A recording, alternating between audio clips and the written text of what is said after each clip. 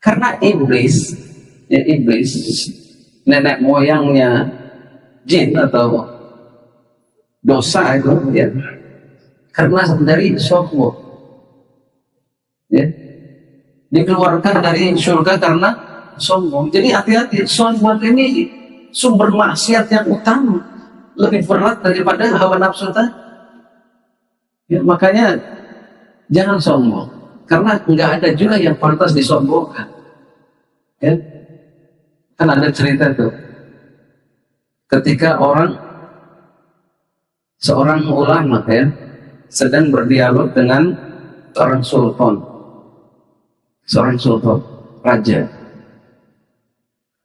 Suatu hari ketika sedang dialog, ya dalam suatu acara jamuan, ulama tadi tanya kepada sultan atau raja tadi, wahai sultan, wahai raja, kalau seandainya ya kamu ini harta kamu yang begitu banyak, ya, dan kemudian kamu berhari-hari tidak makan dan minum, dan hanya ada satu gelas air ini, apakah kamu mau menukarkan satu gelas ini dengan separuh hartamu?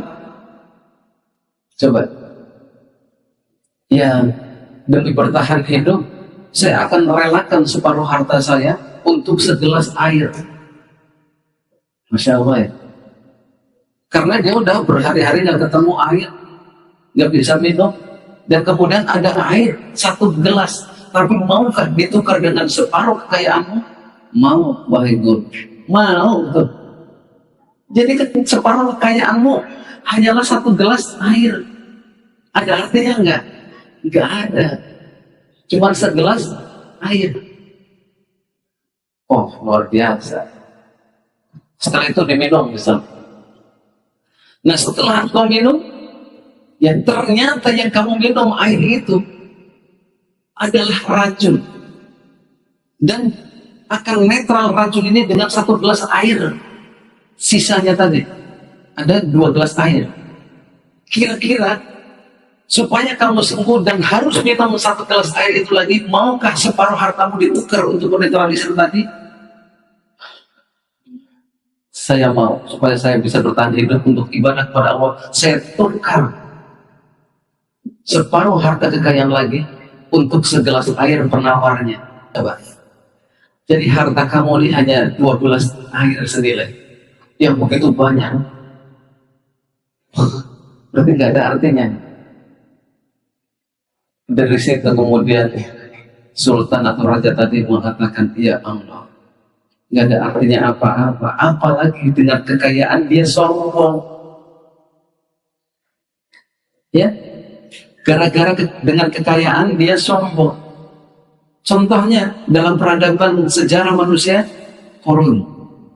Ya, Qarun. Qarun itu mungkin nggak ada yang bisa mengalahkan orang kaya sekarang ini. Siapa paling kaya di dunia hari ini siapa? Ya, ada yang bilang kekayaannya itu sampai 1000 triliun. Ya. Tetapi kekayaan orang hari ini rata-rata ya.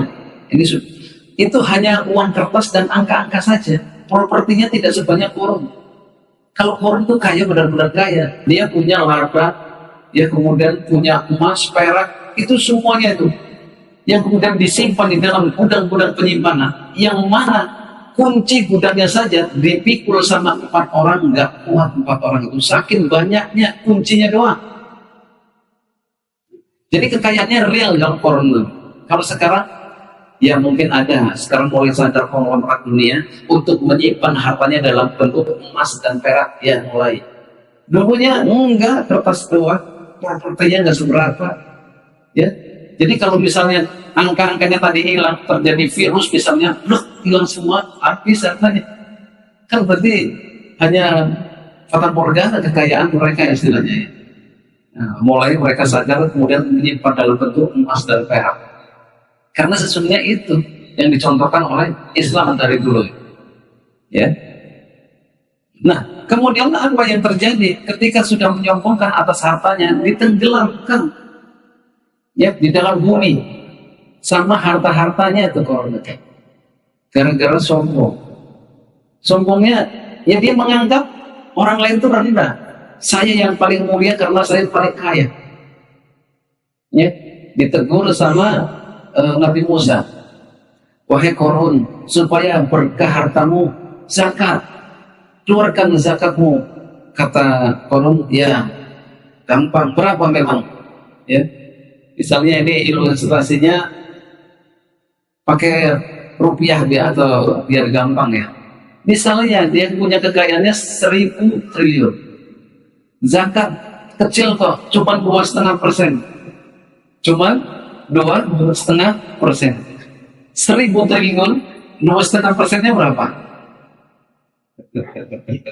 25 triliun.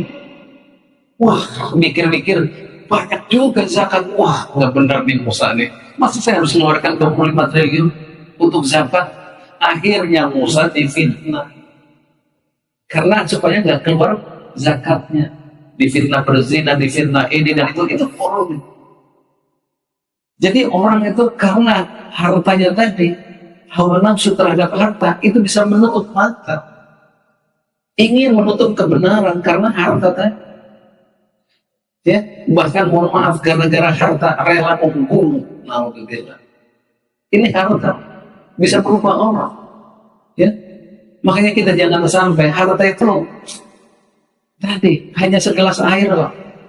Ya, atau dua gelas air. Ini harta itu. Ya. Yang penting harta itu jangan diletakkan di dalam hatimu. Di hati gimana Ustaz? Ya, tahu ya kalau di hati itu apa? Cinta. Kalau harta sudah diletakkan di dalam hatimu berarti cinta. Itu berat dilepaskan. Kalau sudah cinta kan berat dilepaskan. Padahal dilepaskannya untuk apa? Zakat, infak, sedekah, berat banget keluarkan. Kenapa? Disimpan di hati. Coba disimpannya di tangan. Zakat keluarkan, infak keluarkan, kan gampang. Kalau disimpannya di tangan, bukan di dalam hati. Nah, itu makanya kata para ulama, simpanlah hartamu di tangan, jangan di dalam hati. Kenapa? Itu akan susah untuk dikeluarkan. Padahal kalau kita mengeluarkan harta kita, hakikatnya kita sedang meminjamkan Allah dengan pinjaman yang baik. Pasti nanti Allah akan kembalikan. Ya, apakah dikembalikannya dalam bentuk katakanlah di dunia, bonus-bonus di dunia, atau nanti di akhirat dia akan ambil semuanya. Jamaah yang dirahmati Allah. Nah, dikatakan wa di anna zalatan, ya, Sayyidina Adam alaihi salam karena asluhu min syahwatin. Jadi asalnya dosa daripada Nabi Adam karena syahwat, keinginan. Ya, keinginan siapa? Keinginan Nabi Adam karena ditipu oleh iblis. Ya, makanya ini dia Ibnu Hajar menerangkan, kita jangan ikut-ikutan iblis ketika mengatakan Adam itu makan buah khuldi. Tahu buah khuldi artinya? Ya, jadi kan digoda Adam ini oleh iblis. Adam, kata iblis, mau nggak kamu di surga selamanya? Ya mau lah. Nih, Allah itu tidak menghendaki kamu di surga selamanya. Terus, ya makanya kalau kamu pengen di surga selamanya, makan itu ada buah khuldi, syajaratul khuld. Artinya itu dalam bahasa Indonesia itu artinya buah untuk kekekalan, supaya kekal di surga. Nyatanya kekal dari surga setelah makan itu. Jadi kalau orang itu, kita yang benar, ketika mengatakan itu buah khuldi, jangan, itu yang namain iblis. Nyatanya ketika setelah makan itu kan dikeluarkan dari surga. Oh, berarti kita jangan ikut-ikutan iblis ya. Iya, ikutin ulama. Apa kata ulama? Syajaratul syahwah. Apa? Syajaratul syahwah, buah keinginan. Nah, itu yang benar tuh. Tapi kan nggak lazim kan? Orang rata-rata ngomongnya buah kulti. Buah kulti yang namain iblis, maka kita ikut-ikutan iblis. Yang benar adalah kata ulama syajaratul syahwah, ya, buah keinginan. Nah, gara-gara hawa nafsu, keinginan untuk tinggal di surga selamanya. Kemudian Nabi Adam malah kemudian diturunkan dari surga. Tipu daya iblis itu.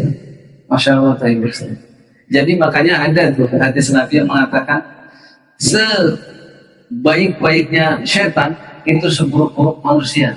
Sebaik-baik setan, seburuk-buruk manusia. Maksudnya gimana? Jadi kelihatannya baik tapi tipu daya. Hati-hati. Banyak tipu daya, banyak. Ya. Ada dikisahkan zaman Nabi itu seorang sahabat namanya Abdullah bin Umi Maktum. Siapa? Abdullah bin Umi Maktum. Orangnya buta. Nabi pernah bersabda, barang siapa yang mendengar suara azan, maka penuhilah panggilan itu. Suruh memenuhi panggilan azan, walaupun dalam keadaan merangkak sekalipun. Saking pentingnya orang itu sholat berjamaah memenuhi panggilan suara azan. Ya Rasul, saya kan matanya buta. Apakah berlaku juga bagi saya? Iya, berlaku bagi kamu juga, wahai Abdullah bin Umar. Baik ya Rasul. Jadi Abdullah bin Umar ini sering sholat jamaah dan lebih keras kerjanya. Kenapa? Ya karena buta. Singkatnya, suatu hari ketika mau sholat subuh, Abdullah itu karena buru-buru mungkin ya, tersandung. Kalau orang buta kan subuh, duhur, asar juga sama aja ya. Artinya gelap juga gitu kan. Karena buru-buru waktunya pendek ya, akhirnya tersandung kakinya. Ya, akhirnya karena sakit ya, dia pelan-pelan jalannya. Ya, sampai akhirnya telat. Itu sudah mau sujud terakhir. Ketika Nabi mau duduk tahiyat akhir, ditahan sama malaikat Jibril. Kan sujud terus tadinya. Sahabat ngikutnya, ini lama banget, ini kenapa? Setelah sholat ya, bertanya para sahabat, ya Rasul, kenapa sujudnya lama? Ya, saya mau duduk tahiyat akhir, ditahan oleh malaikat Jibril supaya sahabat Abdullah bin Maktum bisa ikut sujud terakhir. Masbuk. Wow. Akhirnya singkat cerita, ada anak muda yang nganterin ini Abdullah. Dianterin. Lama-lama nanya juga, anak muda siapa kamu? Namanya siapa? Kok nganterin saya sholat jamaah? Udah kan, gak usah nanya saya siapa, pokoknya saya anterin kan bagus. Enggak.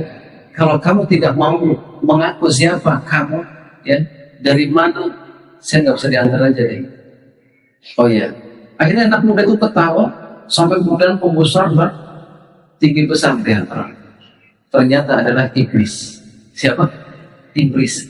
Kaget. Saya adalah iblis. Iblis kenapa? Kamu mau mengantarkan saya sholat jamaah. Bagus kan sholat jamaah diantarin iblis. Itu maksud saya cerita tadi itu nyambung ke sini.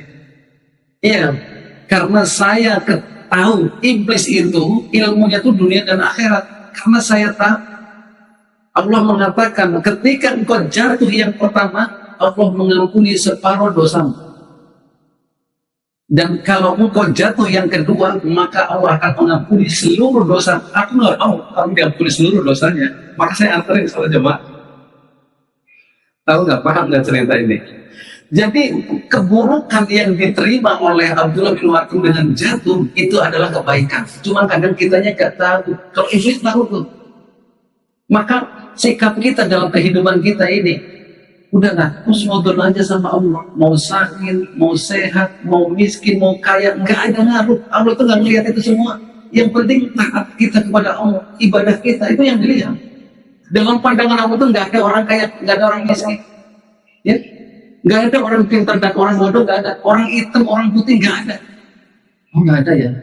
Yang dilihat apa?